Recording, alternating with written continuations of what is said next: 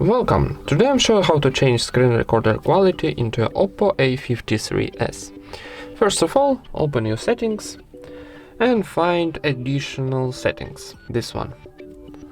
Then go into screen recorder option, and here we got video resolution. So if you go into this option, you've got three options: medium, low quality and custom.